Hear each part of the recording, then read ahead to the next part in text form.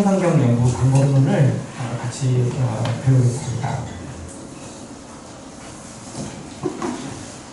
이제 오늘부터 구체적으로 어떻게 그러면 성경을 연구할 것인가, 어떻게 어떤 방법으로 우리가 연구할 수 있는지에 대해서 이렇게 같이 나눌 텐데요.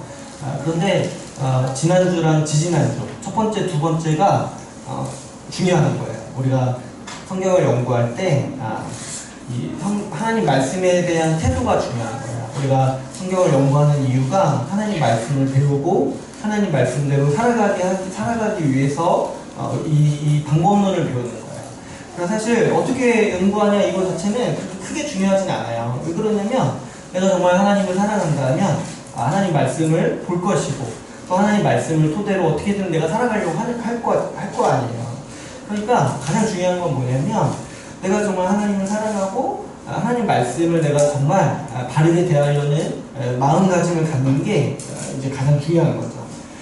그리고 우리가 성경을 연구하는 데 있어서 가장 중요한 게 뭐냐면 복음을 아는 거예요. 우리가 무엇을 봐도 또 무엇을 읽어도 해석하는 거는 그 나름대로의 관점, 그 나름대로의 어떤 생각으로 해석을 하잖아요. 그러니까 모든 사람은 선입견이 있어요. 그러니까 선입견이라는 거 단어 자체는 나쁜 거지만 나쁘게 쓰는 경우가 있지만 근데 모든 사람은 어떤 선이해, 우리가 먼저 가지고 있는 선입견이 있어요. 그래서 여러분들이 나는 신학 공부를 한 번도 하지 않았어 이렇게 아무리 말할지라도 여러분들은 다 자기만의 신학을 가지고 있어요. 왜 그러냐면 지금까지 살아오면서 들어왔고 생각해왔고 내가 쌓아왔던 지식이 있는 거예요. 그래서 내가 성경을 볼 때면 내가 가지고 있는 지식과 내가 가지고 나름대로 쌓아온 지식의 체계로 성경을 해석하는 거죠. 그래서 누구나 다 자기만의 신학이 있는 거예요.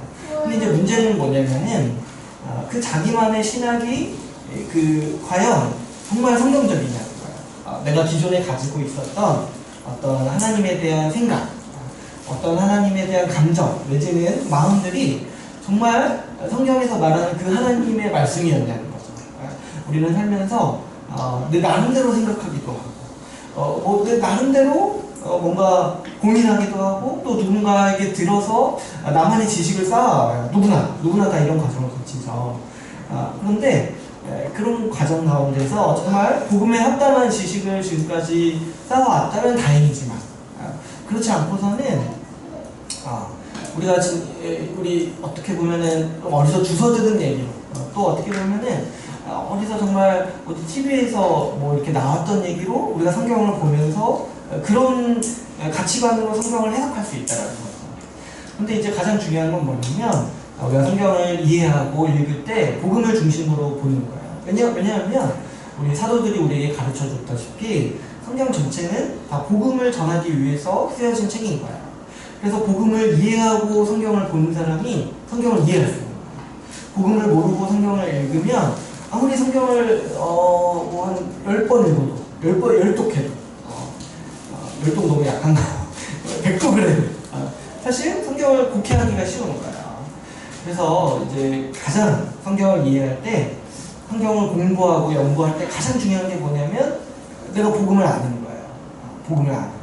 근데 이제 어떤 분들은 누구나 복음을 다 안다고 생각해요. 복음을 굉장히 간단하게 이제 요약해서 간추린 바로 이해하시는 분들이 있어요. 우리 대학 시절 때 사형 이런 걸로 해가지고 네 문장으로 복음을 이해하고 복음을 안다고 생각하는 거죠.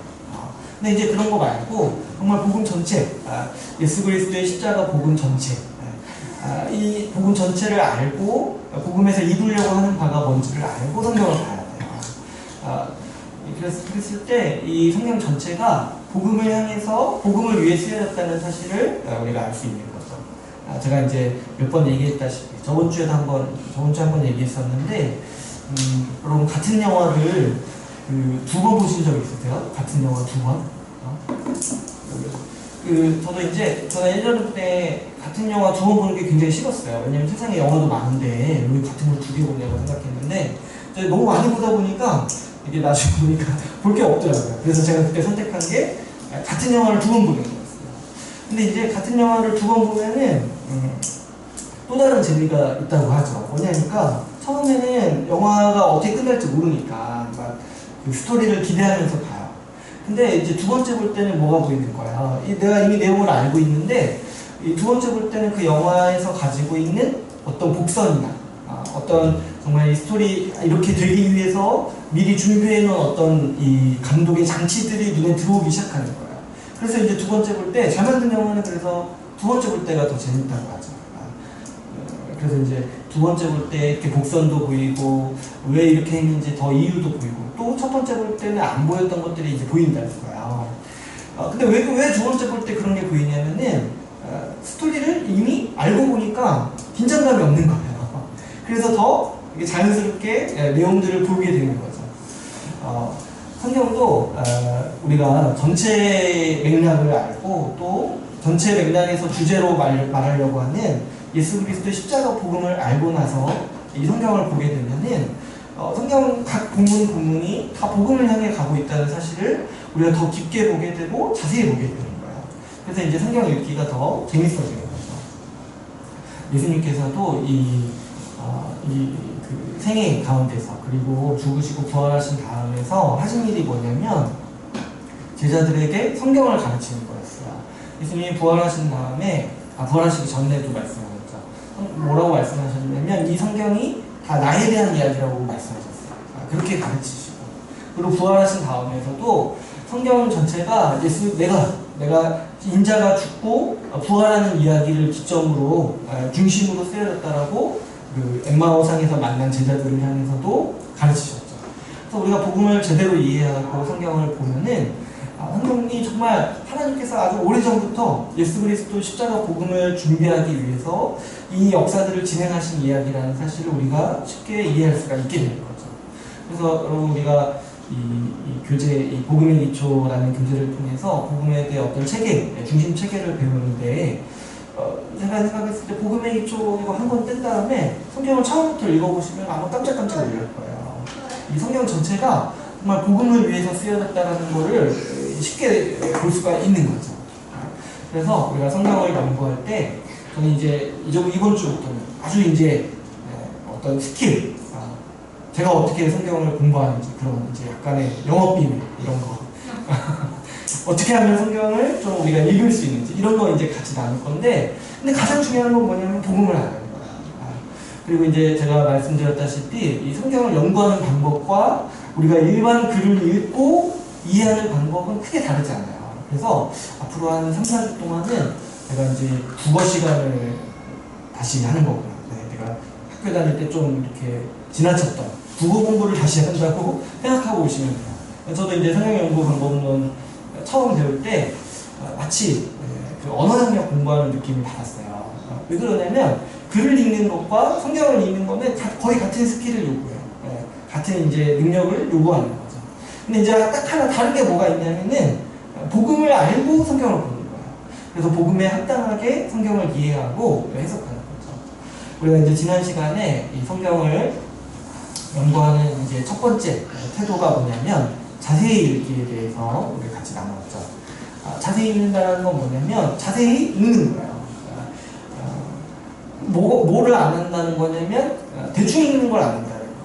여러분 우리가 어떤 글을 읽었을 때 잘 모르고 이해가 안 가고 또 제대로 캐치 못하는 이유는 뭐냐면은 대충 읽기 때문에 그래요.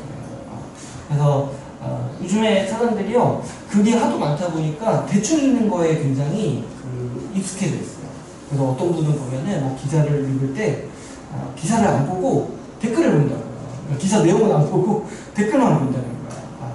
그러니까 이렇게 대충 읽는데 이제 아예 안 읽는 거죠. 아예 안 읽고 어떤 이제 자기 필요한 것만 이제 보는 거죠. 그래서 이제 우리가 자세히 읽어야 된다고 했어요. 근데 이제 자세히 읽기의 한 가지 방법 중에 아주 이제 우리가 중요한 게 뭐냐면 체계적 읽기라고 했어요. 체계적 읽기는 이제 우리가 읽을 때 정리하면서 읽는 거예요. 그래서 본문을 몇 번 이제 반복해서 읽은 다음에 본문을 통해서 알게 된 사실을 생각해보고 그 알게 된 사실을 1, 2, 3, 4로 정리해보는 거라고 했어요. 그래서 많은 분들이 이렇게 얘기하면은 별거 아니라고 생각해요. 별거 아니라고 생각하지만 이게 조금만 훈련되어도 우리가 많은 글을 정말 정말 읽어낼 수가 있어요. 물론 여러분 우리 중에는 한글을 모르시는 분이 없잖아요. 근데 우리나라가 생각해 보시면 이 뭐죠? 그 문맹은 없는데 난독증이 많다고요. 난독증. 뭐냐면은 읽을 줄 아는데 읽고 나서 그 독해를 못하는 거예요. 왜 그러냐면 이제 글을 읽는 거를 못 배운 거죠. 한글은 배웠는데 글 읽는 거를 이제 배운 적이 없는 거예요. 근데 사실 이제 우리가 학교 다닐 때 다 배웠는데 많이 안 읽다 보니까 이제 글 읽는 능력이 많이 좀 없어지는 거죠. 그래서 우리가 이제 성경이 어려운 이유 중에 하나가 이 글을 많이 안 읽었기 때문에 어렵다고 느끼시는 분들이 있다고 했어요. 근데 이제 우리가 이제부터 글을 어떻게 이제 대하고 이렇게 같이 나눌 텐데, 이제 중요한 거는 뭐냐면 대충 읽지 말고 자세히 읽는 거예요. 그리고 성경 본문을 읽을 때 체계적으로 정리해 본다고 했어요. 그래서 이런 거 이제 우리가 일주일에 한 본문을 이제 보면은 보는 걸로 목표로 해서 일주일에 한 본문을 보는 것을 목표로 해서 한 본문을 매일 하루에 한 번씩 읽는 거예요. 한 번씩 읽고 알게 된 사실을 써보고 또 1, 2, 3, 4로 여기 이 본문에서 말하고자 하는 것을 몇 가지 체계적으로 1, 2, 3, 4로 정리해보는 거가 이제 우리가 이제 가져가야 될 생활 패턴인 거죠. 그래서 이제 기본적으로 쉬운 성경 연구 방법은 기본으로 그냥 읽고 내가 좀 1, 2, 3, 4로 정리해본다. 이 정도로 이제 생각을 해보시면 돼요. 그래서 굉장히 간단하고 쉽게 얘기하면 딱 이 정도인 거예요. 근데 이제 우리가 거기서 더 나아가서 그러면 이제 우리가 매일 또 시간이 없지만 또 가끔 또 여유가 있을 때가 있어요. 그럼 그때는 또 어떻게 해야 되냐 했을 때 단순히 1, 2, 3, 4로 정리하는 것도 굉장히 중요하지만 우리가 무엇에 좀 주안점을 두고 성경을 좀 파악해야 될지, 이 글을 파악해야 될지를 오늘 좀 살펴보고자 합니다. 오늘 첫 번째 챕터를 보시면 관찰에 대해서 오늘부터 집중해서 나눌 거예요. 이 관찰이 중요합니다. 우리 쉬운 성경 연구 방법론은 거의 관찰 중심의 연구예요. 그래서 이 관찰을 잘할 때 우리가 성경의 대부분을 캐치할 수가 있어요. 먼저 처음 우리가 관찰하기 전에 해야 될 작업이 뭐냐면 1번을 보시면 문체를 구분하자라고 되어 있어요. 문체를 구분하자. 다른 말로 하면은 이 글의 장르를 구분하는 거예요. 여러분 생각해 보시면 이 글이요 굉장히 다양한 장르가 있어요.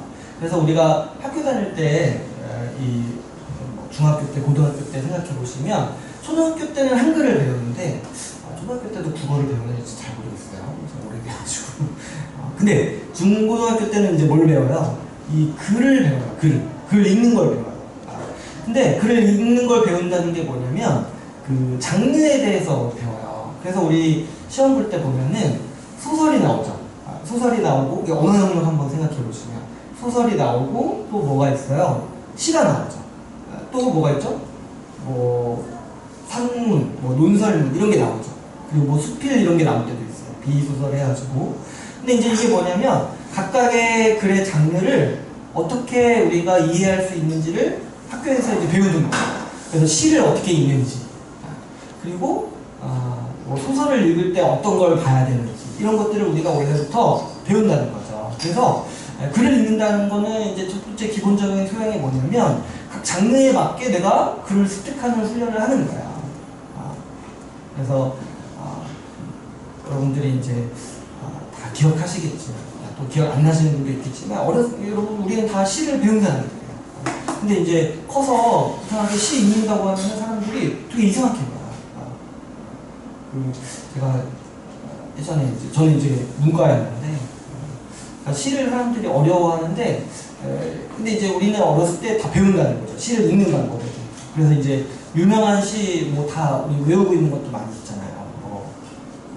좀 있죠.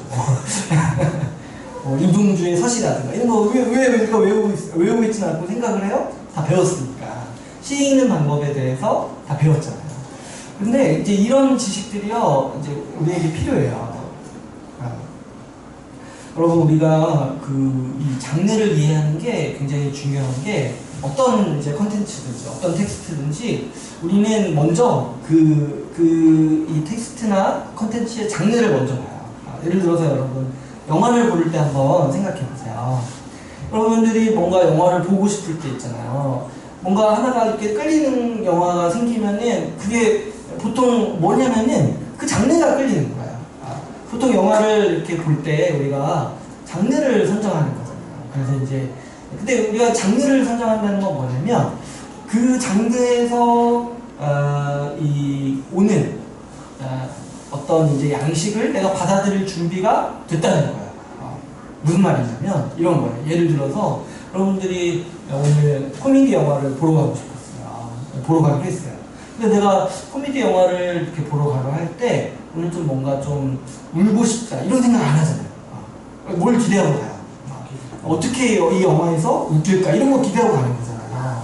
그러니까 사실 장르를 먼저 이해하는 게 어떤 컨텐츠나 텍스트를 이해하는 것에 있어서 아주 첫 출발일 거예요. 왜 이런 이제 합당한 자세가 필요하냐면 성경이 글이잖아요. 성경이 글로 되어 있는데 성경이 다양한 문체를 가지고 있기 때문이에요.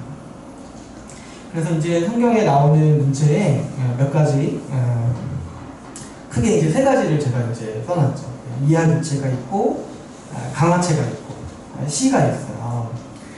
그리고 이제 시의 또 하나의 종류라고 할 수 있는 묵시도 있어요. 이게 이제 성경에 나오는 특별한 이제 문화인데 이야기체는 이제 상하체라고도 하는데 여러분 성경의 대부분 가장 많은 분량을 차지하고 있는 게 이야기체예요. 그렇죠? 창세기부터 이야기로 시작을 해요. 그래서 이 이야기체는 사건과 어떤 이제 구성, 등장인물 간의 어떤 대화 이런 것들로 우리에게 주제를 전달하고 우리에게 이제 메시지를 전달하는 방식인 거죠. 그리고 이 성경의 많은 부분이 또 강화체로 되어 있어요. 강화체는 뭐냐면 우리가 이제 알고 있는 이 신약의 대부분의 서신서들이 강화체예요. 뭐냐니까 우리에게 말로써 우리에게 메시지를 전달하는 거예요. 그래서 구약에도 이런 게 있죠. 우리 신명기서 같은 거 보면은 신명기서 대부분이 모세의 설교예요. 그래서 모세가 말로 전한 얘기들을 그대로 이제 기록한 성경이 신명기죠. 그러니까 말로 메시지를 그대로 전달하는 게 이 강화체고 또 성경은 이 강화체가 굉장히 많아요. 그래서 우리 이제 선지자들도 이제 말로써 메시지를 전하니까 기본적으로는 이 강화체의 특성을 가지고 있죠. 그러니까 이 강화체는 앞에서 이제 이야기는 이제 이야기를 통해서 주제를 전달한다면 강화체는 이제 말의 논리를 통해서 주제를 전달하는 문체인 거죠. 또 이제 시도 있어요. 시가 생각보다 굉장히 많아요. 성경에. 그래서 이제 시편 같은 경우는 우리가 이제 쉽게 시라고 알고 있죠. 그리고 이 성경의 각 권에 시가 많이 담겨 있어요. 우리 복음서에서도 보면은 성경이 이렇게 보다 우리 인도 영화 보면은 약간 그런 게 있는데 이야기 쭉 전개된다가 갑자기 뭐예요? 갑자기 사람들 뛰어나와서 막 노래하고 춤추잖아요. 인도 영화 한번 보시면은 중간에 이야기랑 상관없이 갑자기 이렇게 뮤지컬처럼 이렇게 나와 노래하고 춤춰요. 근데 성경이 딱 그런 어떤 분위기를 가지고 있어요. 이야기가 쭉 전개되다가 갑자기 등장인물이 노래를 해요. 그래서 이제 복음서에서도 보면은 이제 마리아가 이렇게 스테고지라고 하잖아요. 그 가브리엘 천사한테 이제 임신의 소식을 듣잖아요. 성령으로 잉태하는 소식을 듣잖아요. 근데 이제 이야기가 이렇게 진행되다가 이렇게 마리아가 갑자기 노래를 불러요. 굉장히 길어요. 누가복음에서. 그래서 그런 식으로 이렇게 복합적으로 장르가 얽혀 있어요. 그리고 시가 생각 이상으로 성경에서는 많이 나와요. 그러니까 시의 어떤 전달 방법을 이제 성경이 채택을 하는 거죠. 그래서 우리가 장르에 대한 이해가 이 성경을 이해할 때 굉장히 도움이 많이 됩니다. 그래서 우리가 성경을 읽을 때, 연구할 때는요, 장르 자체가 가지는 특성을 이해하고 읽어야 돼요.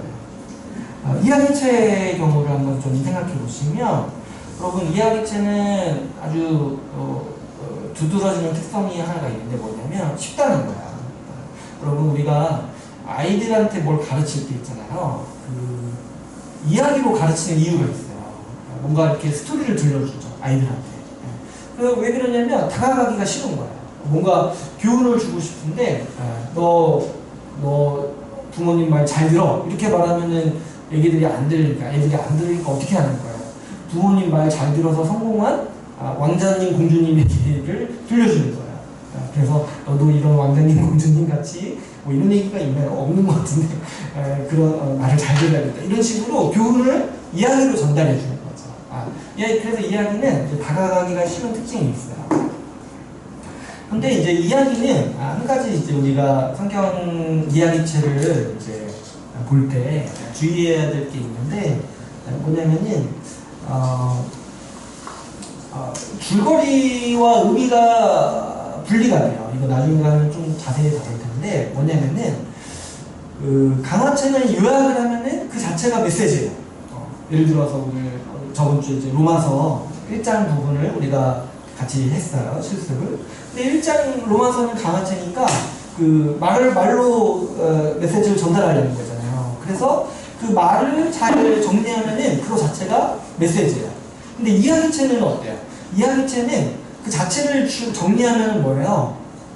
그냥 줄거리예요, 줄거리. 이야기체를 통해서 전달하려고 하는 의미는 내가 따로 생각을 해봐요. 예를 한번 들어볼게요. 제가 예로 든 게 뭐냐면 흥부와 놀부 있죠? 흥부와 놀부. 이거 다 아시는 이야기잖아요. 흥부와 놀부의 이야기를 잘 정리하면은 뭐예요?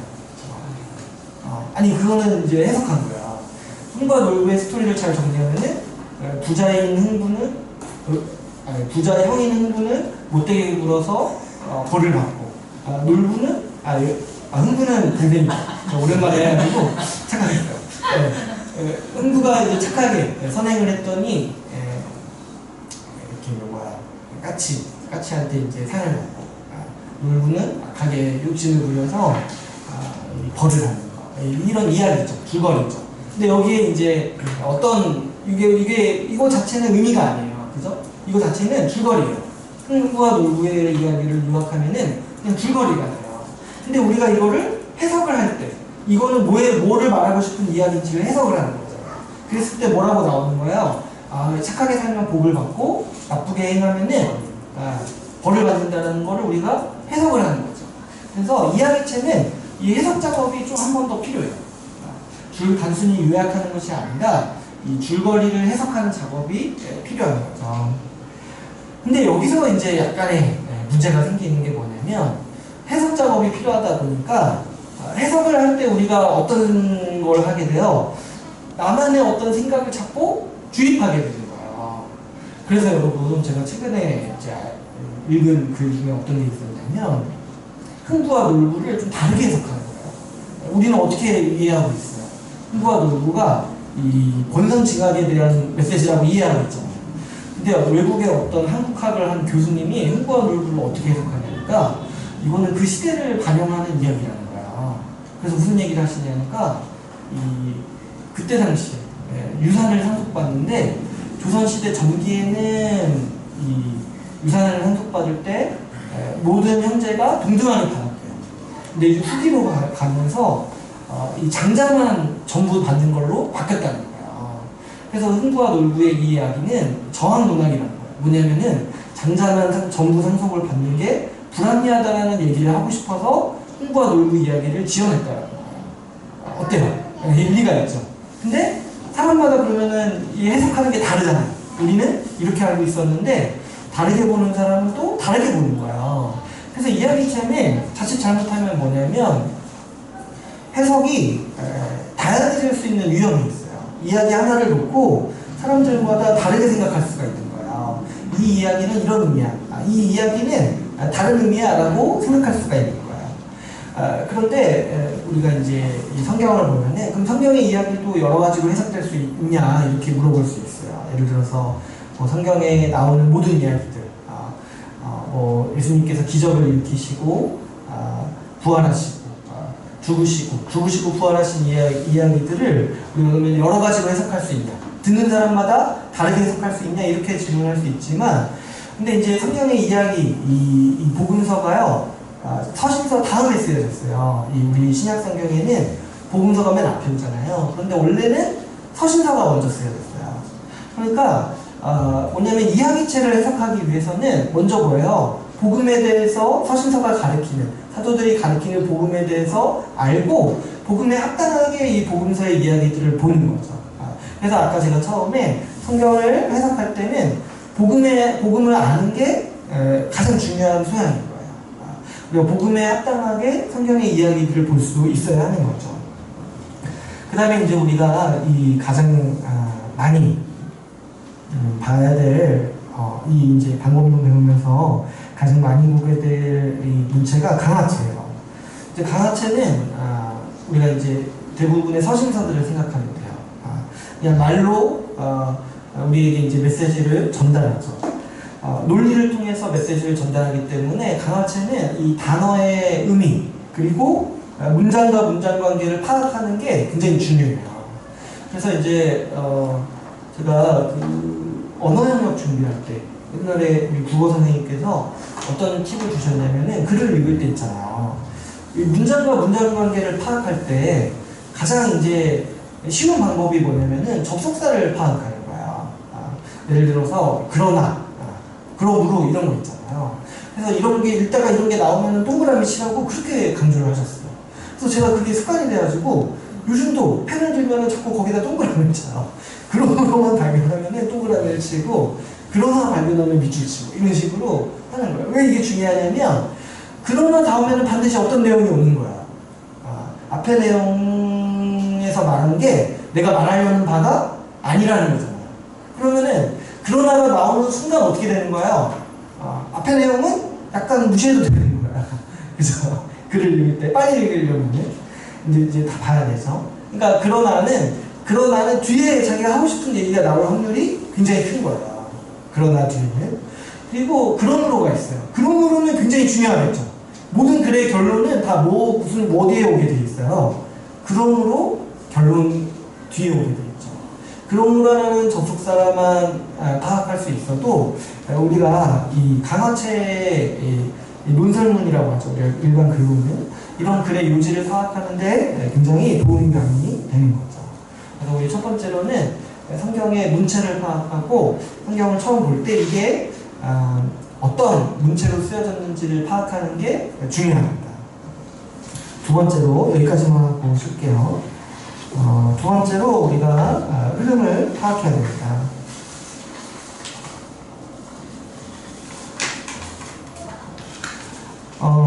우리가 글을 읽는 가장 기본적인 가장 기본이요, 흐름을 파악하는 데 있어요. 이제 문체는 딱 보면 알지만, 이제 흐름 파악하는 거는 좀 이제 훈련이 많이 필요해요. 여러분, 사실 우리의 모든 생활이요, 이 흐름 파악하는 거랑 관련이 있어요. 제가 이제 예시를 적어놨는데, 이거 뭐의 약자인지는 잘 몰라요. 이거 뭐 TPO라고 하죠. 뭐의 약자예요? 뭐의 약자죠? 타임. 그 상황과 환경에 맞게 뭐 행동하라는 거잖아요. 맞죠? 이게 뭐예요? 결국에 흐름을 파악하라는 거야. 지금 어떻게 행동해야 될지, 아니면 어떤 옷을 입어야 될지 그 흐름을 파악하는 거야. 그러니까 여러분, 우리가 생활하는 게 뭐냐면은 다 흐름을 파악하는 거에 있어요. 그리고 우리가 뭐 분위기 파악하는 거잖아요. 이런 게 다 뭐냐면 지금 어떤 상황인지 좀 이해하라는 거예요. 앞에 무슨 일이 있었고 지금 상황이 어떤 상황인지를 알고 행동하는 거잖아요. 그래서 이거 뭐 요즘에 뭐 비슷한 말로 이런 것도 있는데 뭐 낄낄 빠빠 있잖아요. 낄 때 끼고 빠질 때 빠지라는 거죠. 근데 이게 어떤 사람이 가능한 거예요? 지금 흐름을 파악하고 있는 사람이 가능한 거예요. 그러니까 여러분, 우리가 사회성이 올라간다는 거, 그러니까 사회성이 생긴다는 게 뭐냐면 지금 흐름을 파악하는 거야. 이게 이제 안 되는 게 우리 어린아이들인 거죠. 그래서 어린아이들은 어떻게 행동해요? 상황과 시간과 장소에 관계없이 행동하는 게 어린아이들이잖아요. 상황 파악이 안 되니까. 근데 이제 우리가 사회생활을 하고 인간관계를 하고 이 사회성이 높아질수록 뭐가 생기는 거냐면 흐름을 파악할 수 있는 이 지식이 생기는 거죠. 글도 마찬가지예요. 글도 가장 이제 중요한 게 뭐냐면 앞뒤에 어떤 말이 있는지를 파악하는 거예요. 그리고 어떤 상황에서 또 어떤 배경에서 이런 말이 나오는지를 파악하는 게 글을 읽는 아주 중요한 습관인 거예요. 여러분, 난독증이라는 건 뭐냐면은 결국에는 이 전후 문맥을 파악하지 못하고 뭐에 자꾸 있는 거냐면 이 그냥 어디 한 문장에 꽂히는 사람들이 난독증인 거야. 그러니까 앞뒤에 무슨 얘기가 나왔는지 모르고 그 한 구절 떼서 내지는 시험각한 사람은 뭐냐면 단어 하나에 꽂혀가지고 거기만 이렇게 파고드는 사람들이 난독증에 걸리는 거야. 그래서 난독증 걸리는 사람들한테 어떻게 자꾸 얘기를 하게 되냐면 글을 좀 잘 보고 뒤에 무슨 얘기가 나오는지 좀 봐라, 이런 얘기를 자꾸 하게 되는 거야. 그러니까 우리가 이제 글을 읽는 기본적인 이제 훈련이 뭐냐면 흐름을 파악하는 거야. 앞 뒤에 무슨 내용이 있는지를 우리가 보는 거죠.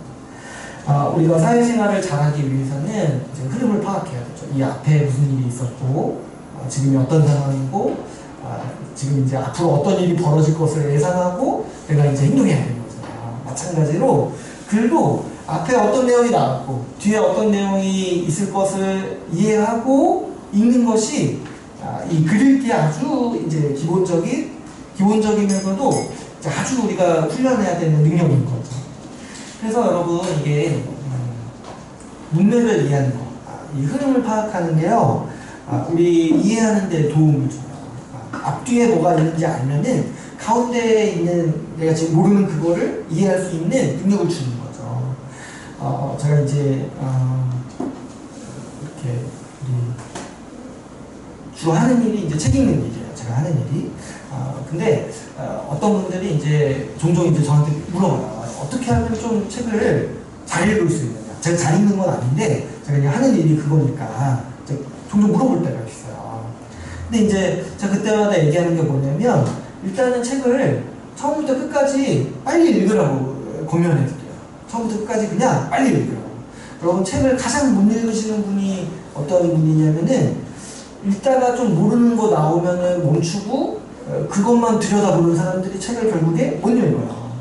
근데 왜 빨리 읽어야 되냐면은 그 모르는 부분이 있더라도 뒤에 읽으면은 뒤에 읽다가 이해되는 경우가 굉장히 많거든요.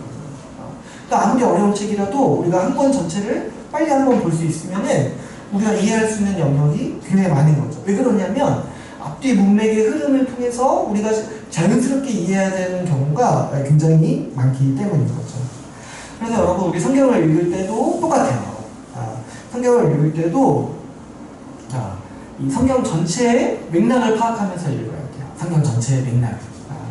어떤 본문을 읽더라도 성경 전체 맥락에 비추어서 좀 이해할 수 있어야 됩니다. 그래서 제가 계속 말씀드리는 게 복음을 중심으로 성경을 읽어야 돼요. 성경 전체가 복음을 중심으로 쓰여졌기 때문에 내가 예수 십자가 복음을 일단은 먼저 자세히 좀 자세히 알고 성경을 읽는 것이 성경을 이해하는 데 아주 중요하죠. 근데 여기다가 이제 더 어떤 소양이 필요하냐면 성경의 뼈대를 알아야 돼요. 그래서 이제 우리 금요 모임 때 했던 게 이 언약에 대해서 다뤘었죠. 그러니까 언약이 성경 전체의 아주 중요한 뼈대예요.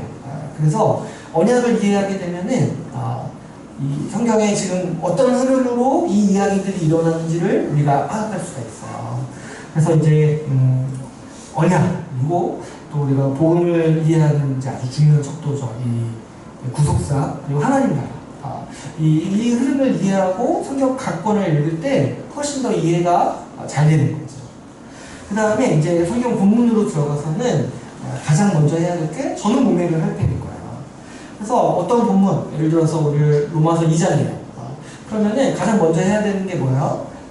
앞에 1장에서 어떤 얘기가 있었고 뒤에 3장에서 어떤 얘기가 있는지를 좀 살펴보는 거예요. 그래서 앞뒤 본문에 어떤 흐름이 있는지를 파악하는 거예요. 쉽게 하면은 앞에 그냥 소제목 같은 거 있잖아요. 이런 거 한번 보시고 가는 거예요. 앞에 소제목이랑 뒤에 소제목 한번 보시고 앞에 또 시간이 되시면은 앞에 것도 한번 읽어보시고 뒤에 것도 이거 읽어보시는 거예요. 여러분 대부분이야 성경의 주제가요 이 앞에서 말하려는 바를 이어서 하는 경우가 굉장히 많아요. 그래서 이거에 대해서 좀 많이 훈련이 돼 있으셔야 됩니다. 그 다음에 이 단어의 의미는 문맥이 결정해요. 여러분 이제 글을 못 읽고 좀 이렇게 대화를 잘 못하는 그리고 상황 판단이 잘 안 되는 이제 유형이 어떤 거냐니까 이 좀 전체를 통해서 이 부분을 보지 못하는 거예요. 그래서 우리가 대화할 때 좀 어려운 게 뭐냐면 그 전체 문맥을 파악하지 않고 단어 하나에 꽂혀서 그거 가지고 싸우는 거야. 우리 막 이렇게 서로 싸울 때 주로 많이 하는 게 뭐냐면 뭐 하나 이렇게 자꾸 꼬투리 잡는 거야. 이 사람이 말하려는 바가 그게 아닌데 내가 듣기에 단어 뭐 하나가 기분이 나빴어요. 그래가지고 그냥 그 단어 왜 이런 단어 얘기했냐 이렇게 얘기하면서 서로 싸우는 거야. 이게 이제 대화가 안 되는 가장 악순환 중에 하나죠. 근데 이제 우리가 이 서로 대화 또 글을 읽고 상황을 파악하기 위해서 뭐냐면은 이 전체 문맥에서 단어 하나를 봐야 돼요. 여러분 단어는요 잘 들으세요. 단어는 여러 가지 뜻이 있어요. 그 하나. 여러분 사전을 한번 펴보시면은 나중에 국어 사전 같은 거 있잖아요. 아니 영어 사전도 괜찮아요. 한번 펴보시면은 어떤 한 단어에요 한 가지 뜻만 있는 단어는 거의 없어요. 있을 수도 있는데 제가 다 본 건 아니어서 단어에 한 가지 뜻만 있는 단어는 없어요. 세상에. 뭐냐면은 단어는요 그 자체로는 의미가 없어요. 단어의 뜻을 결정하는 건 뭐예요? 그 단어가 속해 있는 문장이 그리고 앞뒤 문맥이 그 단어의 의미를 결정하는 거예요. 여러분 이거를 믿으셔야 돼요. 이상한 말씀은 아니지만 단어는요 그 자체로는 기능을 못해요. 제가 뭐 예전에 들었던 예 중에 제가 지금 단어 하나를 말해볼게요. 제가 배라고 말했어요. 배. 이게 무슨 뜻이에요?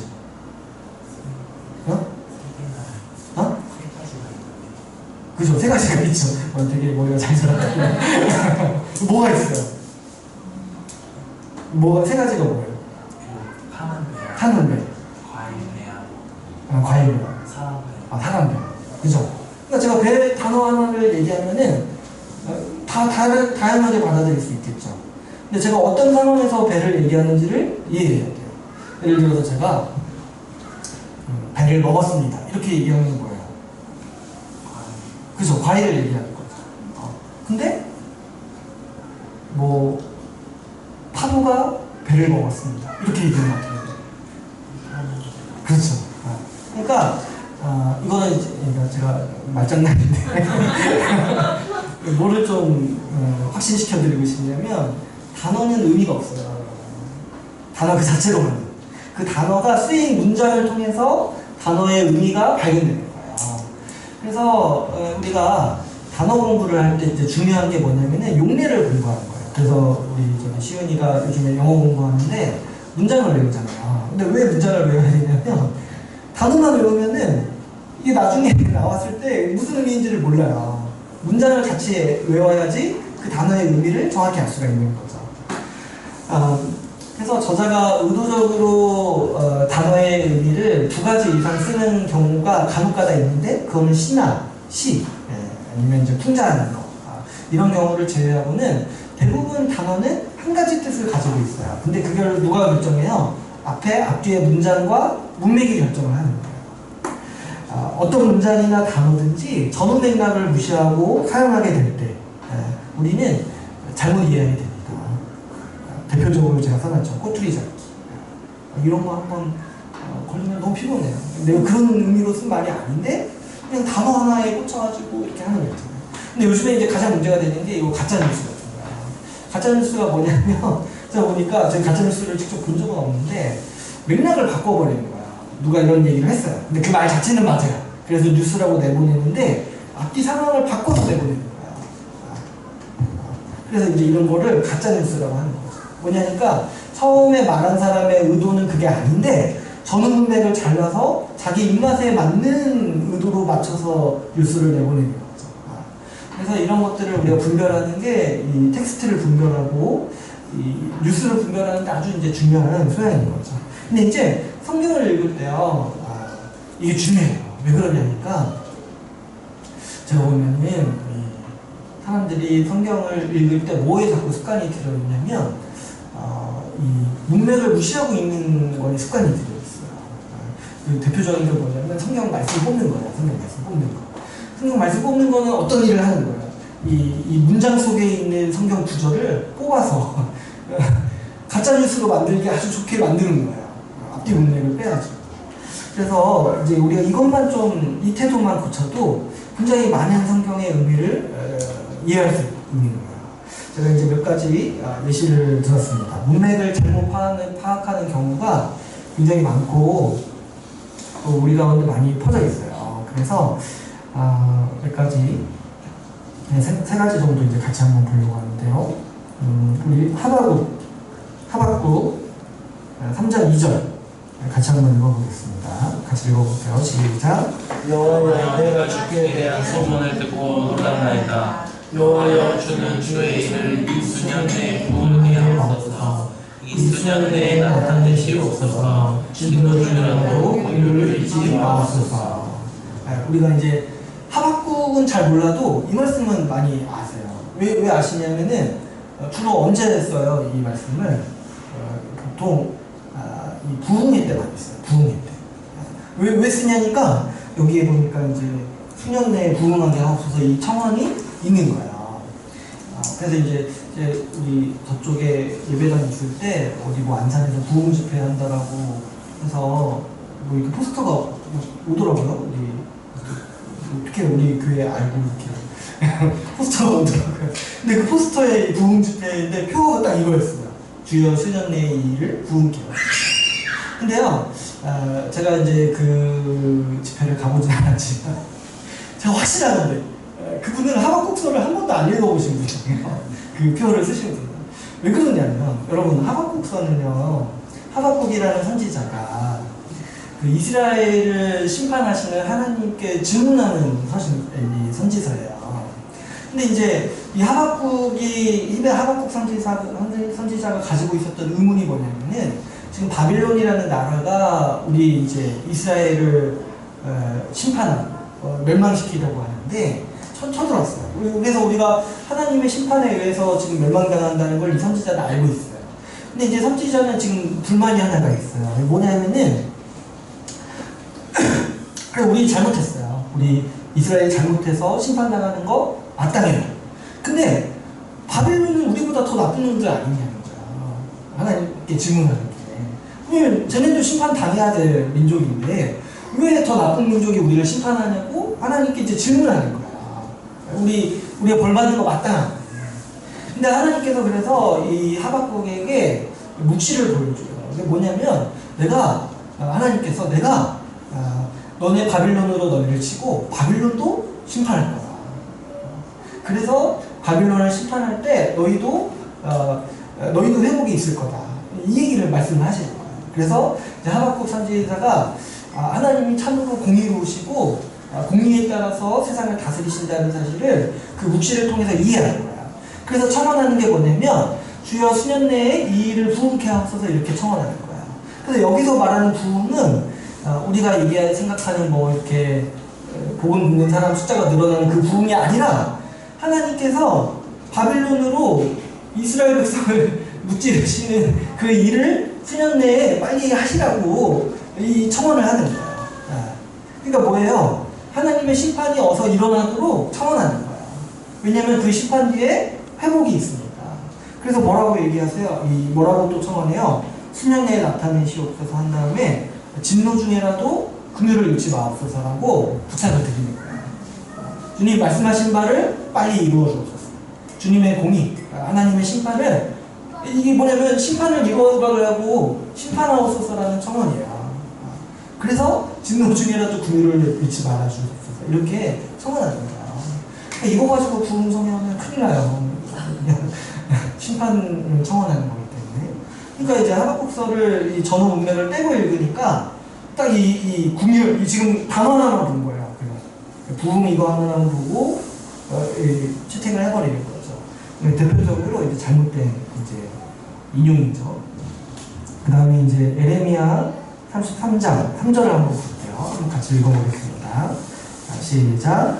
너는 내게 부르짖으라. 내가 내게 응답하겠고 내가 알지 못하는 크고 은밀한 일을 내게 보이리라. 이 말씀도 아마 많이 들어보셨을 것 같아요. 주로 이제 이 말씀을 우리가 언제 많이 하냐면 기도회 때 크게 기도해요.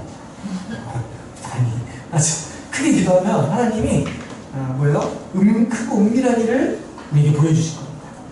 뭔가 이렇게 우리 지금 각자 어려운 상황을 타개할 수 있고 뭔가 이제 헤쳐나갈 수 있는 아주 은밀하고 비밀스러운 지식들을 우리에게 보여주실 것입니다. 그러니까 어떻게 하라고요? 크게 기도하라고 이렇게 하는 거예요. 물론 이제 크게 기도하는 거는 굉장히 좋습니다. 근데 여기서 지금 에레미야 33장 3절에서 하나님께서 내가 알지 못하는 크고 은밀한 일을 내게 보이리라 이렇게 말씀하시는 거는 지금 어떤 우리 개인의 상황을 타개시켜주는 어떤 지식을 보여주시겠다는 말씀이 아닌 거예요. 여러분 우리가 이제 이 언약 배울 때 생각해 보시면은 에레미야 33장은 어떤 장이에요? 이 새 언약을 담고 있는 장이에요. 뭐냐면은 에레미야는 제가 이제 언약할 때도 잠깐 얘기했지만 에레미야는 언제적 선지자예요. 이스라엘이 망하기 직전에 사역했던 선지자예요. 근데 이제 이스라엘 망하기 직전에 이 뭐냐면 외세 심판, 하나님의 심판을 받아서 외국 군대에 의해서 망하죠. 근데 그때쯤에 하나님께서는 어떤 약속을 주시냐니까 이스라엘 백성을 회복하시겠다라는 약속을 주시는 거예요.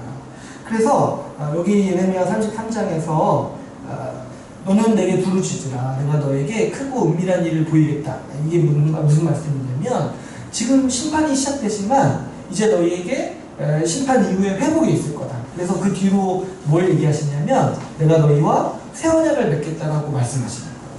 그러니까 이게 왜 크고 은밀한 일이에요? 왜 크고 은밀한 일이냐면 지금 이 현상으로 보이는 건 뭐예요? 심판이에요. 이스라엘이라는 국가가 망하게 됐어요. 그런데 하나님께서는 무엇을 준비하고 계시다는 거예요? 너희를 회복시킬 새 언약, 새 언약을 지금 준비하고 계시다. 이 새 언약을 너희와 맺겠다라는 약속을 주겠다. 이 약속을 하시는 거기 때문에 크고 은밀한 일이라고 말합니다. 다음에 우리 이제 또 대표적으로 많이 아는 말씀 중에 시편 2장 7절이 있습니다. 여기 이 말씀 한번 읽어볼까요? 시작. 내가 여호와의 명령을 전하노라. 여호와께서 내게 이르시되 너는 내 아들이라 오늘 내가 너를 낳았도다. 우리가 이 말씀도 많이 알고 있어요. 왜 그러냐면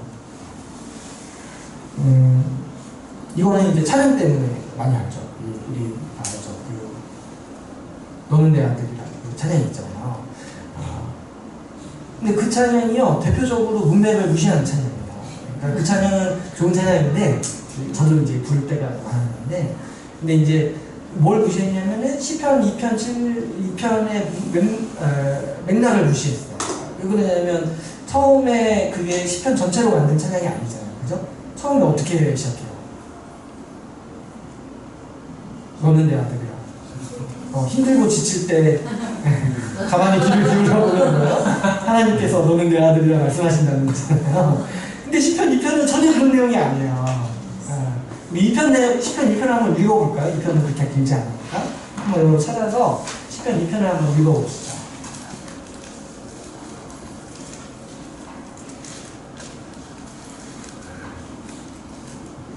네, 시편 2편 같이 1절부터 1절부터 한번 끝까지 같이 한번 읽어볼게요. 시작. 어찌하여 이방 나라들이 분노하며 민족들이 헛된 일을 꾸미는가. 세상의 군왕들이 나서며 만원들이 서로 꾀하여 여호와와 그의 기름 부음 받은 자는 대적하며 우리가 그들의 맹금을 끊고 그의 결박을 벗어버리자 하는도다. 하늘에 계신 이가 웃으시며 주께서 그들을 비웃으시리로다.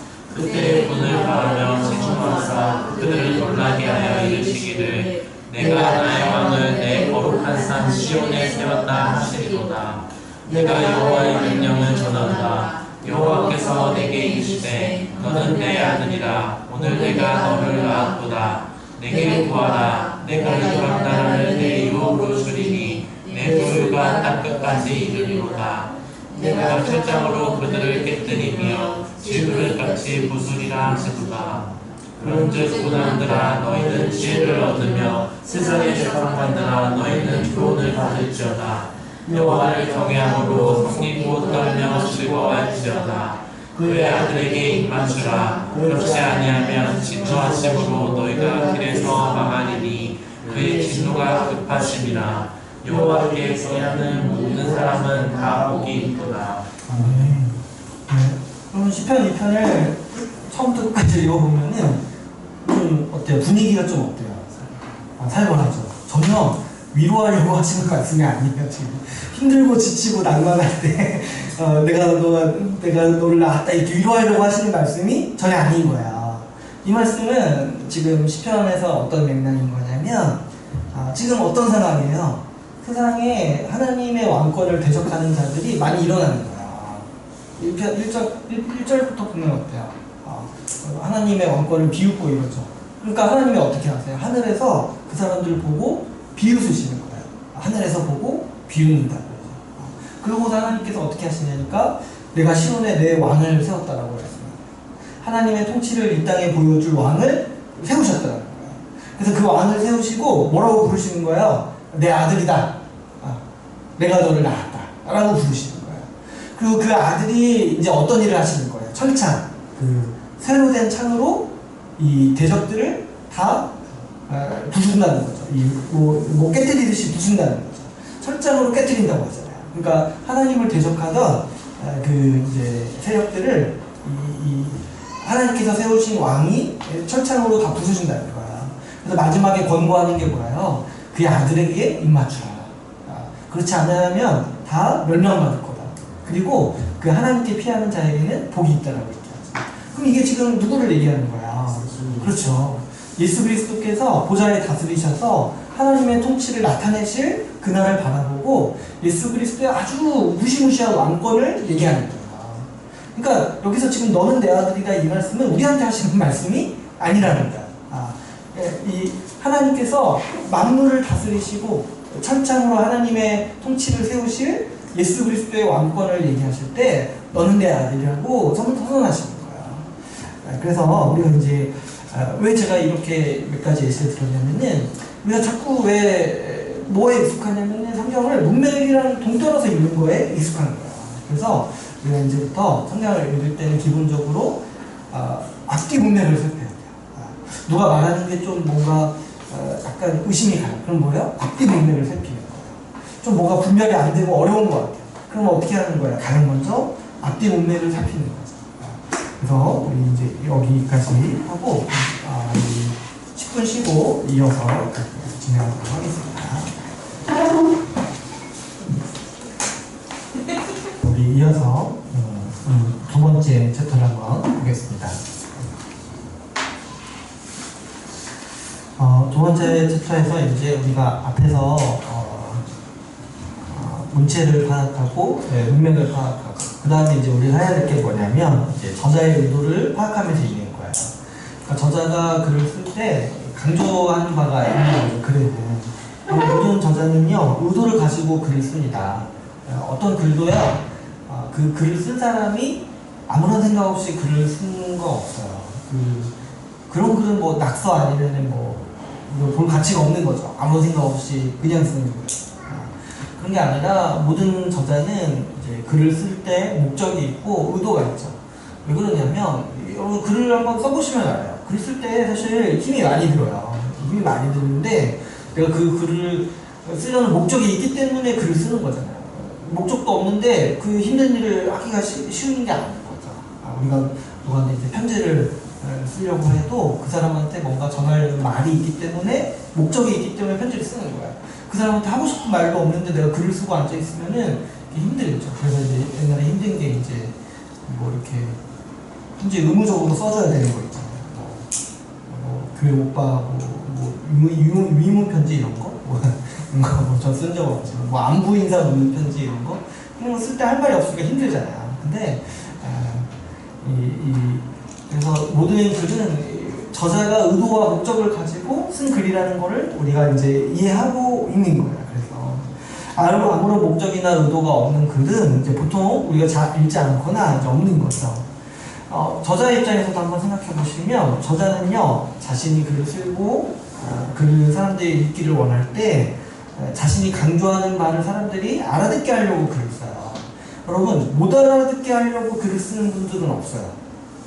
물론 이제 어떤 어려운 책은 좀 약간 의심하기도 해요. 이거를 좀 못 알아듣게 하려고 쓴 건가. 근데 대부분은 저자가 읽고 이해할 수 있도록 하기 위해서 이제 글을 쓰는 거죠. 그래서 저자는 자신이 전달하려고 하는 바를 사람들이 알기를 원합니다. 그래서 저자는요 여러 방법을 통해서 자신의 메시지를 전달하는 거죠. 그래서 이 글에는 보통 강조점이 있는 거야. 말하려고 하는 바를 드러내기 위해서, 더 선명하게 드러내기 위해서 강조점이 있는 거죠. 그래서 이제 잘 쓴 글, 좋은 글은 어떤 글이냐면 이 문장 전체, 글 전체가 그 말하려고 하는 바를 향해서 정말 모든 글이 그 목적을 향해 가고 있는 글이 이제 가장 이제 선명하고 좋은 글이죠. 만약에 이렇게 중근한 거, 이랬다 저랬다 하는 거는 사실 글을 제대로 쓴 게 아니에요. 그래서 우리가 이제 글을 읽을 때 중요한 거는 뭐냐면 저자의 의도를 파악하는 건데, 저자의 의도를 파악하려면은 저자가 강조한 바를 이제 우리가 잘 캐치해야 돼요. 그래서 이제 글을 잘 못 읽으시는 분이 뭐냐면 자꾸 이렇게 격가지만 이렇게 담아두시는 분들이 있어요. 저자가 강조하고 정말 이것만은 정말 지나치지 않도록 아주 글에서 반복해서 쓰고 강조한 부분이 있는데, 딱 글을 읽을 때 나는 그 격가지 부분, 저자가 그냥 딴소리한 거에 감동받으시는 분들이 가끔가다 있는 거죠. 어떤 글을 읽고 또 어떤 컨텐츠를 접하든 간에 감동을 느낄 수 있어요. 그거는 이제 읽는 사람 자유죠. 그런데 그 글이나 어떤 컨텐츠가 전하려고 하는 중심 사상을 파악하지 못한다면은 우리는 지식을 쌓을 수가 없는 거야. 그러면 성경 어느 부분을 읽고 감동받고 좋아할 수 있어요. 그런데 우리가 하나님을 아는 지식을 얻기에는 그 부족한 거죠. 격가지를 통해서 우리가 뭔가 얻으려고 한다면, 우리가 이제 저자가 말하려는 의도, 저자가 우리에게 강조하려는 바를 무시하고 무시하게 된다면은 자꾸 어떤 태도로 가기 쉬운 거냐면 자꾸 자기가 보고 싶은 것만 보게 돼요. 그리고 자기가 이제 선호하는 어떤 이제 메시지만 담아두려고 하는 거죠. 여러분, 우리가 이제 확실히 아는 거는 성경은요, 분명한 목적과 의도를 가지고 기록된 책이에요. 세상에 어떤 사람들은 우리가 어떤 글이나 컨텐츠를 접할 때 그건 원래 의도된 게 없다고 주장하는 사람들이 있어요. 그래서 받아들이는 사람들이 마음대로 받아들여도 된다라고 생각하시는 분들이 있어요. 그런데 사실 성경은 그렇지 않아요. 어떤 영화나 어떤 뭐 소설은 받아들이는 사람들이 마음대로 받아들여도 상관없다고 할 수 있어요. 저자가 처음부터 자기 의도가 없다고 말할 수도 있어요. 그런데 성경은 그렇지 않다는 거예요. 성경은 분명히 분명한 의도와 목적을 가지고 기록되었다고 성경이 기록하고 있어요. 하나님의 영광과 감동으로 우리 신앙인들 믿음을 주고 신자들을 바르게 교육하기 위해서 기록되었다라고 분명한 목적과 의도가 나타나 있죠. 그래서 우리가 성경을 읽을 때 이제 중요한 태도가 뭐냐면 강조점을 찾아서 읽는 거예요. 저자의 바꿔 말하면 저자의 의도를 찾아서 캐치하는 거죠. 그랬을 때 우리가 이제 오늘 첫 번째로 배울 이 강조점 찾기의 하나가 뭐냐면 하나님 찾기예요. 하나님 찾기라는 건 뭐냐면은 이 성경 본문에서 하나님에 대해 말하려는 바를 내가 파악하는 거죠. 여러분, 성경은요 하나님에 대해서 말하는 책입니다. 그래서 이제 우리가 하나님에 대해서라면은 여러 가지를 얘기할 수 있어요. 먼저는 하나님께서 하신 일이 무엇인지 성경에 우리에게 말하고 있죠. 또 하나님의 뜻이 무엇인지 성경에 우리에게 말하고 있어요. 또 하나님의 그 성품, 하나님이 어떤 분이신지 성경을 통해서 우리가 알 수 있습니다. 그래서 우리가 이 성경이 기본적으로 하나님에 대한 책이라는 것을 우리가 알고 이제 성경을 보려는 거죠. 그뿐만이 아니라 우리는 성경을 통해서만이 하나님을 알 수가 있어요. 우리가 이제 이 베드로후서 말씀이 있죠. 이 3페이지 끝에 보면은 베드로후서 1장 16절에서 21절 말씀이 있는데 약간 길지만 같이 한번 읽어볼까요? 베드로후서 말씀 16절부터 같이 읽어볼게요. 시작. 우리 주 예수 그리스도의 능력과 강림하심을 너희 중에 알게 한 것이 복음을 만드는 이야기를 하는 것이 아니요 우리는 그의 크신 영을 친히 본 자라. 지극히 큰 영광 중에서 이러한 소리가 그에게 나기를 이는 내 사랑하는 아들이요 내 기뻐하는 자라 하실 때 그가 하나님 아버지께 존귀와 영광을 받으셨느니라. 이 소리는 우리가 그와 함께 거룩한 산에 있을 때 하늘로부터 난 것을 들은 것이라. 또 우리에게는 더 확실한 예언이 있어 어두운 데를 비추는 등불과 같으니 나는요 특별히 너희 마음에 떠오르기까지 너희가 이것을 주의하는 것이 옳으니라. 먼저 알 것은 성경의 모든 예언은 사사로 이끌 것이 아니니 예언은 언제든지 사람의 뜻으로 낸 것이 아니요 오직 성령의 감동하심을 받은 사람들이 하나님께 받아 말할 것이니라. 여기서 보면은 이 베드로서는 이제 베드로가 썼잖아요. 근데 앞에서 뭐라고 얘기하냐면 우리가 너에게 전해준 예수 그리스도에 대한 이야기가 교도에 만든 이야기가 아니라 우리가 직접 본 바라는 거예요. 그래서 어떤 얘기를 해요? 17절에서 지금 예수님께서 그 변화산에서 영광스러운 모습으로 변화되신 사건을 그걸 직접 봤다라고 얘기하죠. 그래서 이제 큰 영광 중에 소리가 나서 하나님께서 예수님을 가리켜서 내 사랑하는 아들이다, 내 기뻐하는 자라 하실 때 내가 그거를 직접 눈으로 본 사람이라는 거야. 예수 그리스도를 직접 눈으로 봤다는 거야. 그런데 18절까지 이제 예수님을 직접 눈으로 본 얘기를 내가 너희에게 전했다 이 얘기를 하다가 19절에서 어떤 말씀을 하시는 거예요. 또 우리에게는 더 확실한 예언이 있다는 거야. 그게 뭐예요? 20절, 21절에서 성경. 지금 베드로가 말하는 게 여러분 믿어지세요? 나는 예수님을 직접 본 자인데 그것보다 더 확실한 하나님의 계시, 말씀이 성경이라는 거야.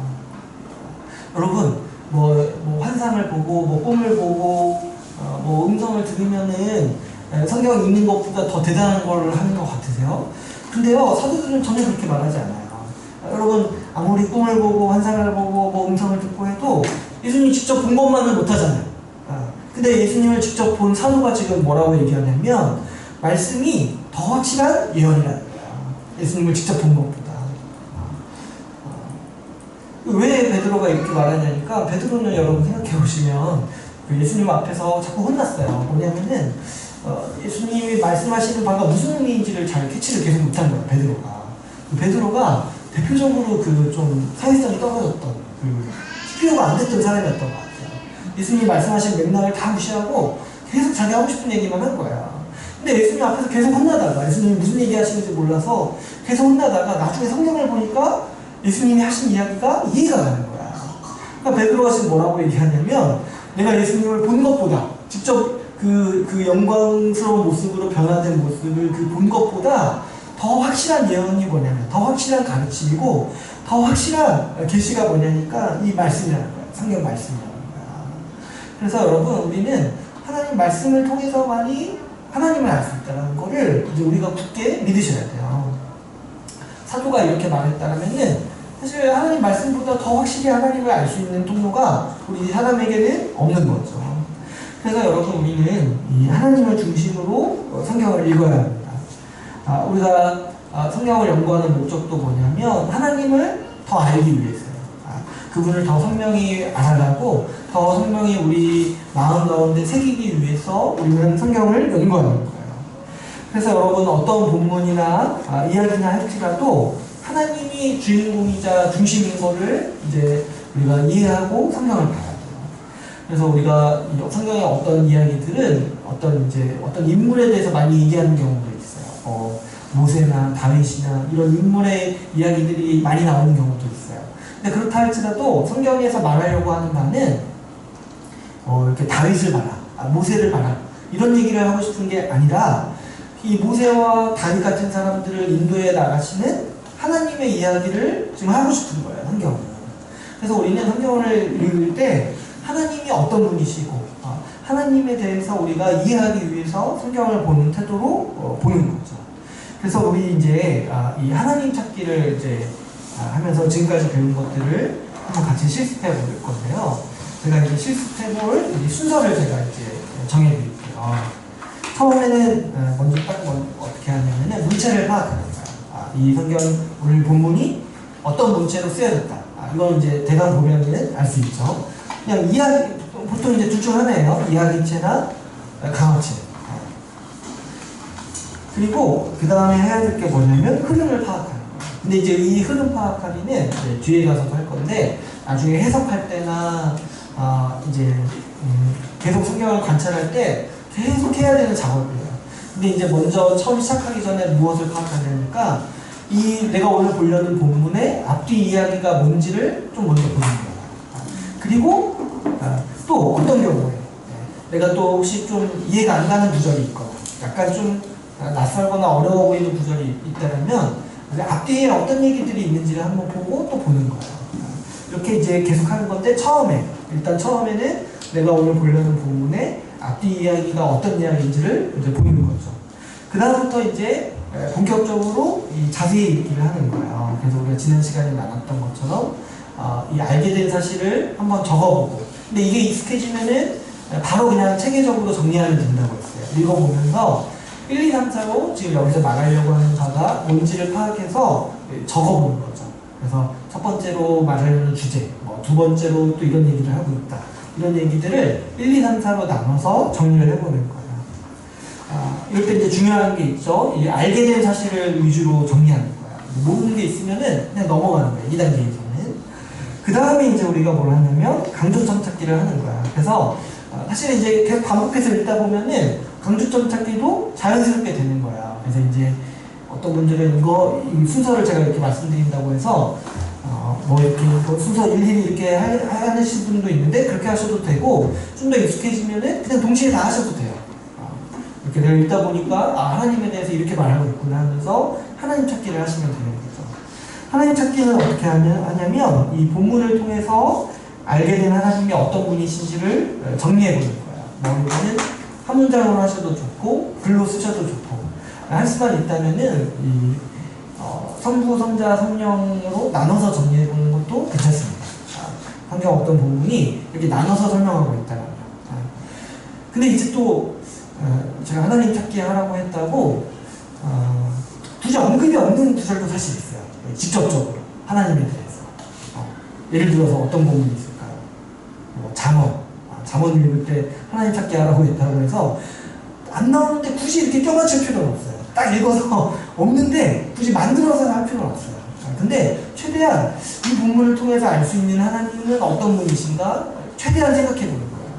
그리고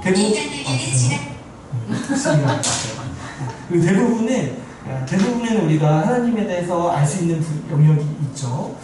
그리고 뭐 말하는 거죠? 하나님 찾기를 통해서 하나님에 대해서 어떻게 말하고 있고, 우리가 이 본문을 통해서 알 수 있는 하나님은 어떤 분이신지에 대해서 한번 이제 정리를 해보는 거죠. 그래서 여기까지 해서 오늘 이제 강조점 찾기까지 한번 이제 해볼 거예요. 그래서 제가 시간을 많이 못 드리니까 10분 정도. 되게 많이 알아요? 아니 너무 근데 본문이 생각보다 긴데요. 빌립보서 4장 10절에서 20절 말씀인데요. 하나님 찾기 하는 거.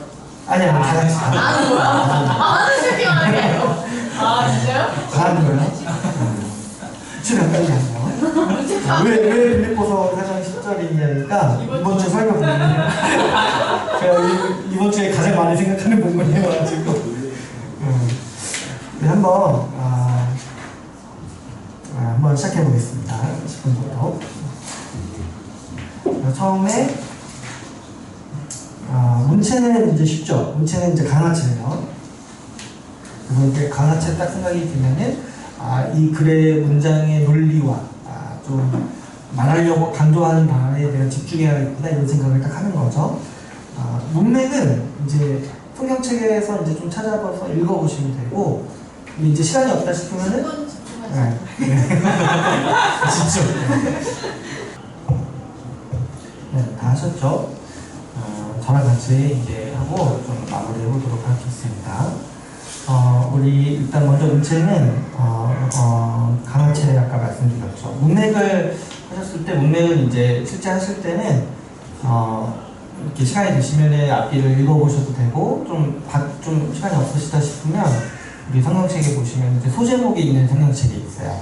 그럼 이제 소제목만이라도 좀 이제 한번 훑어보시면 되겠죠. 그렇게 보시면 되는데, 근데 이 전문맥이라는 거, 그리고 이제 소문맥이라는 거, 이렇게 문맥을 살필 때 연관된 문맥을 좀 볼 필요도 있어요. 우리 오늘 본문에 빌립보서 4장 10절, 20절에서 처음에 보면 어떤 얘기를 하고 있어요.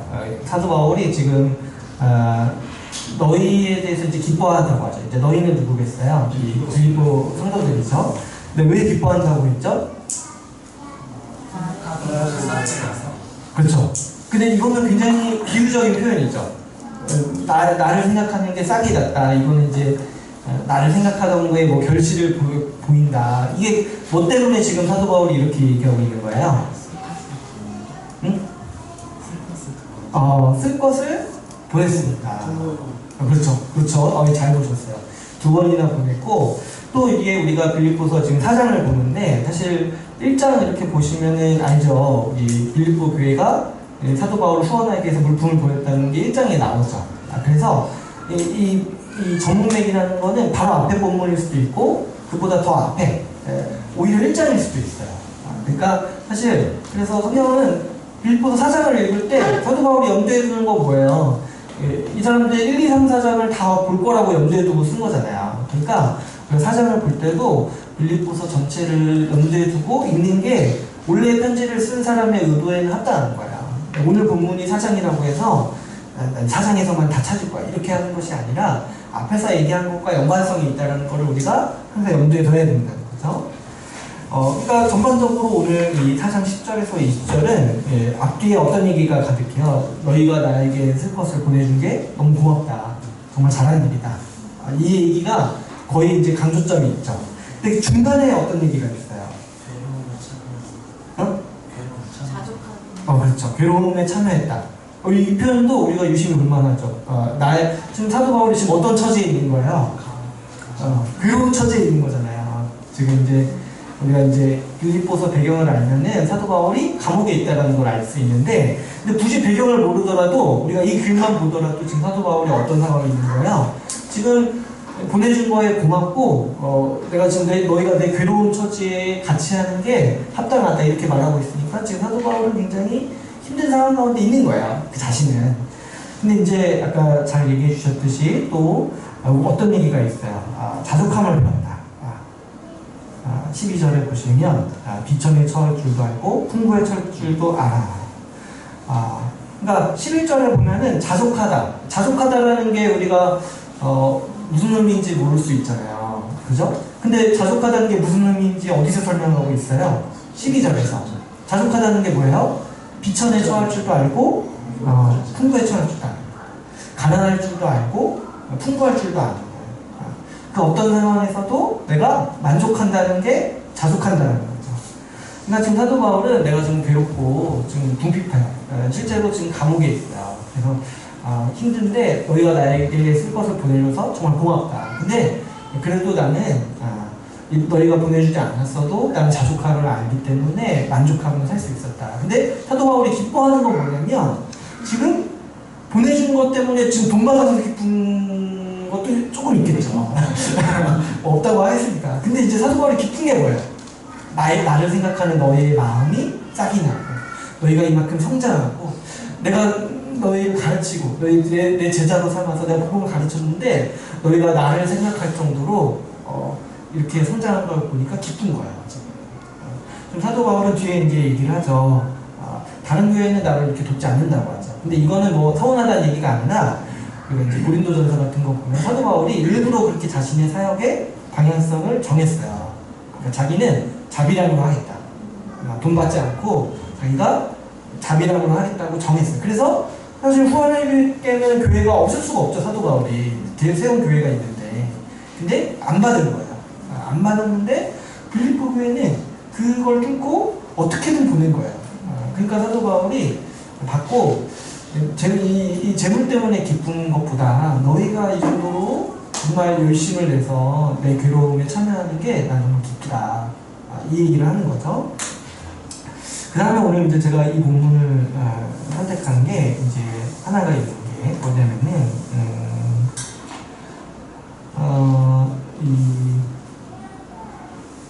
13절을 보시면 이 말씀이 있죠. 내게 능력 주신 자 안에서 내가 모든 것을 할 수 있으니라.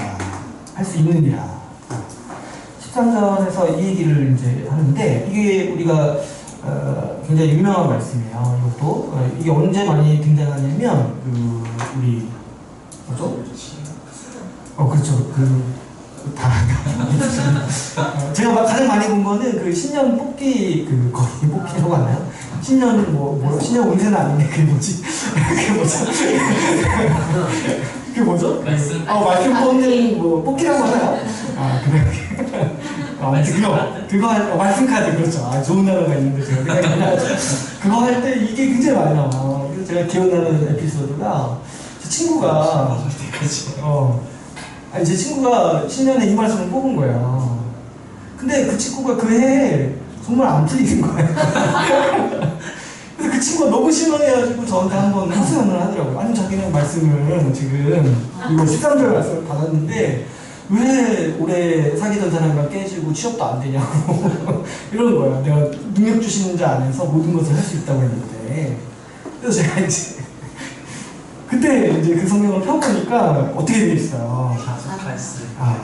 여기서 13절이요 12절과 14절 사이에 있는 구절인 거예요.